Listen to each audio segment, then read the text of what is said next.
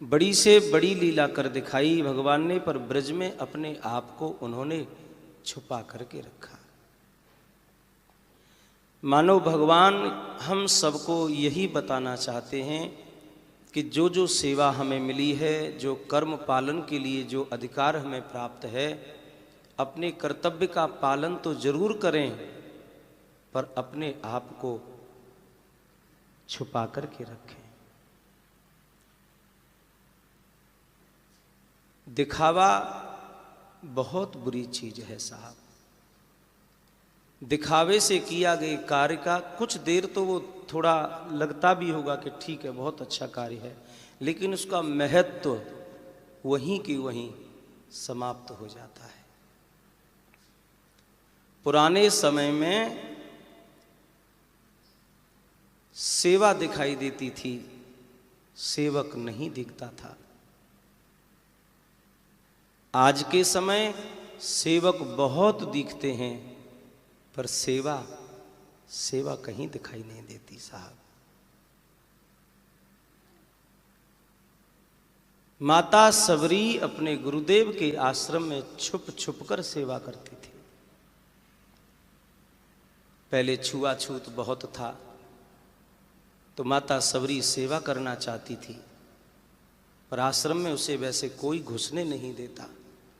सवर जाति में पैदा हुई, भीलनी जाति में पैदा हुई, तो ऋषि मुनि आश्रमों में उन्हें प्रवेश नहीं करने देते थे, लेकिन वो सेवा करना चाहती थी। तो संत महात्मा जब रात्रि को विश्राम में शयन कर जाते, तो वो माता आश्रम में आती, रात में पूरे आश्रम में झाड़ू निकाल देती, पूजा के पात्र अमनिया कर देती, बर्तन साफ कर देती, गाय के गोबर का यज्ञशाला में चौका लगा देती, सूखी सूखी लकड़ी चुन चुन करके लाती। महात्मा लोग जगेंगे, प्रातः होगा, हवन करेंगे, उनके लिए हवन की सामग्री है, लकड़ी चाहिए, तो समिधा ला करके हवन के कुंड पर चुन चुन के रख देती। जल चाहिए, नदी से ला करके जल भर देती पात्रों में। गुरुजनों को प्रातः जगते ही किस चीज की जरूरत है, सबरी सब व्यवस्था तैयार करके रख देती है। और जैसे ही महात्माओं के जगने का समय होता, वहां से छुप करके आश्रम से बाहर निकल जाती और कहीं झाड़ियों में बैठे बैठे राम राम करती रहती थी। महात्मा लोग जगते देखते आश्चर्य करते कि भैया ये सेवा हमने तो की नहीं, कौन कर गया। महात्माओं ने गुरुजी से आकर के कहा, गुरुदेव कोई सेवक है ऐसा जो नित्य छुप कर के सेवा कर जाता है, और उसकी सेवा तो दिखाई दे रही है, पर वो सेवक कहीं दिखाई नहीं देता। गुरुजी ने कहा, और ढंग से देखो ये कौन है ऐसा महान सेवक जो सेवा तो करता है पर वो दिखाई नहीं दे रहा है।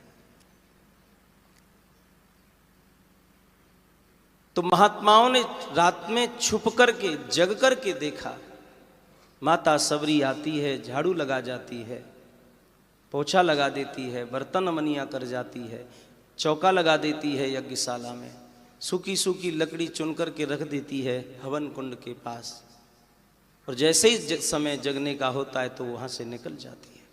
रोज का नियम था सबरी का।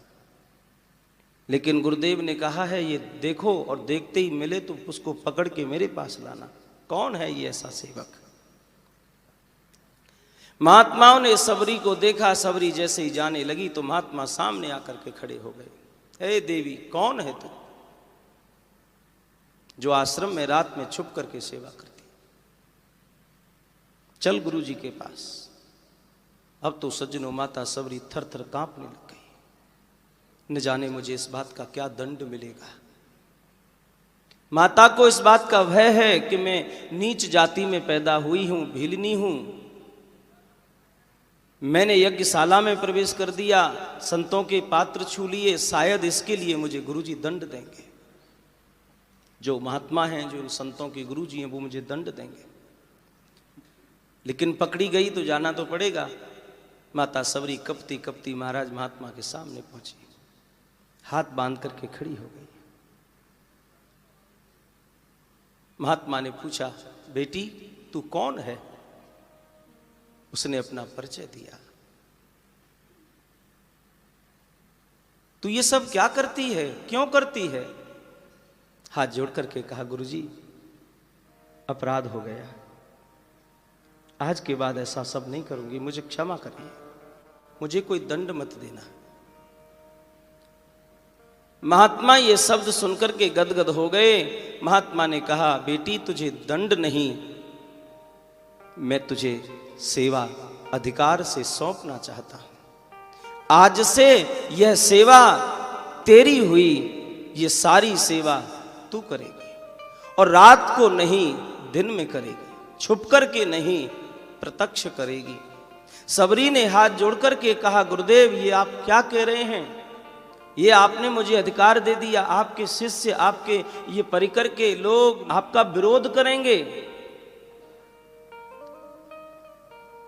मतंग ऋषि ने कहा, बेटी मैंने तुझे बेटी कहा है, केवल कहा नहीं है, मैंने तुझे अपनी बेटी माना है, मैं तुझे अधिकार देता हूं।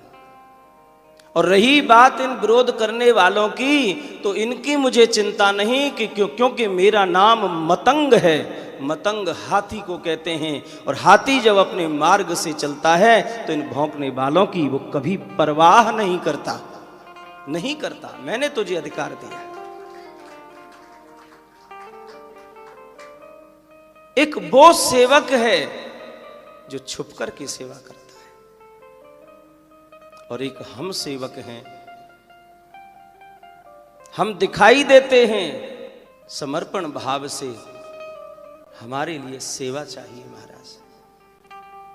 अब ऐसा नहीं साहब हम तो प्रधान जजमान बने, सह जजमान बने अथवा पोथी जजमान बने, भाई हमने तो पैसा दिया है, हमें तो व्यवस्था टाइम पर चाहिए। हमारा सबका अपना काम है, हम सब सेवा बताई नहीं जाती, सेवा ढूंढी जाती है साहब। जो सेवा मिले हम सबको कर लेनी चाहिए। सेवा करिए, फिर आप करोड़ों में अलग ही चमकोगे, अलग ही चमकोगे। सेवक अलग दिखाई देता है, क्योंकि सेवक का जीवन विनम्रता से भरा हुआ है साहब, और विनम्र व्यक्ति लाखों में हीरे की तरह चमक मारती है उस पर। सबसे बड़ा धन, सबसे बड़ा श्रृंगार मानव का विनम्रता है। इसलिए झुकिए, विनम्र बनिए, अपने आप को विनम्रता के उसमें ढालिए, सेवा भाव अपनाइए।